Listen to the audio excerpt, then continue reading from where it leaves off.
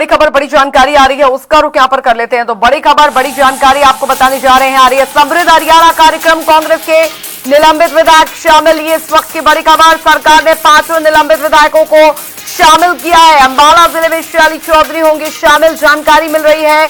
यमुनानगर के सडौरा में रेनू बाला मौजूद रहेंगी और फतेहाबाद में जरनैल सिंह मौजूद रहेंगे।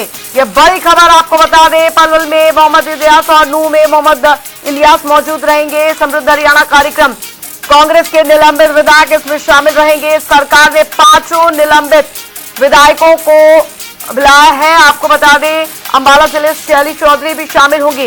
वरिष्ठ संवाददाता पवन सिवर इस बड़ी खबर पर भी हमारे साथ बने हुए हैं।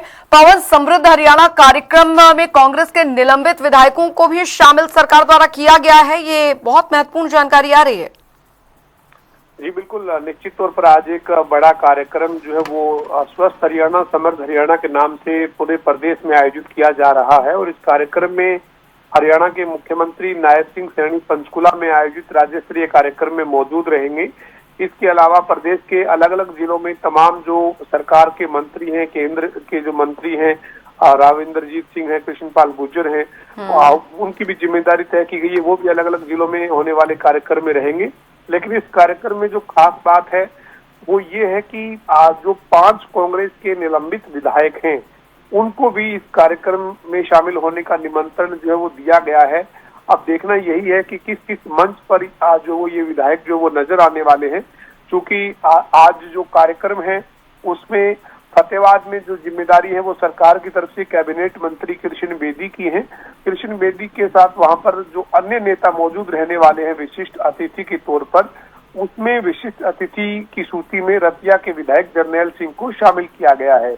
इसी तरीके से अंबाला में जो है वो जो कार्यक्रम आयोजित किया गया है उसमें कैबिनेट मंत्री अनिल विज रहेंगे बतौर मुख्य अतिथि, लेकिन विशिष्ट अतिथि के तौर पर आज जो शैली चौधरी है नारायणगढ़ की विधायक, उनको इसमें शामिल किया गया है, उनको निमंत्रण दिया गया है।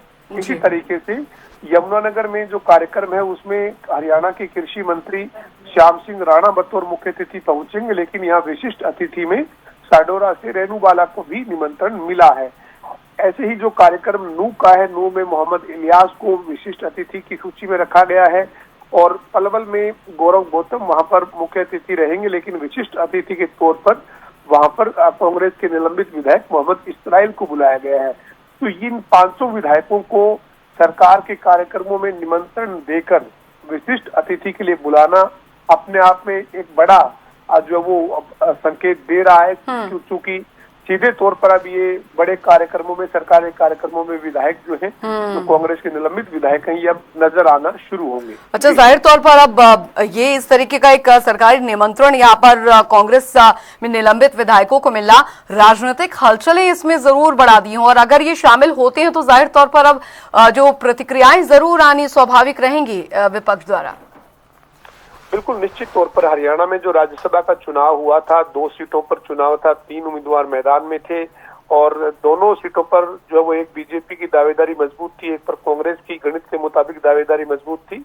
हालांकि इसके बावजूद जो है वो बहुत कड़े मुकाबले में कांग्रेस के जो उम्मीदवार हैं वो राज्यसभा का चुनाव करमवीर बौद्ध जीते थे और मामूली अंतर से चुनाव निर्दलीय उम्मीदवार जो है वो सतीश नांदल हारे थे।